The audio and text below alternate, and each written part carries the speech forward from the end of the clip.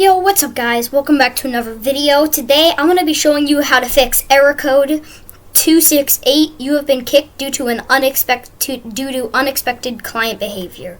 So, simply what you're going to need to do is you're going to need to press Windows key plus R, which will open run.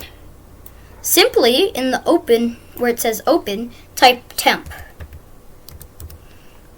and click enter.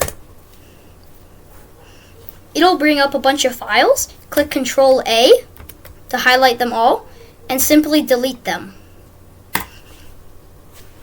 A few will say this file can't be completed because it's a Microsoft file thing. Simply skip them and then you're done. You are now able to rejoin Roblox games and no longer get the error code.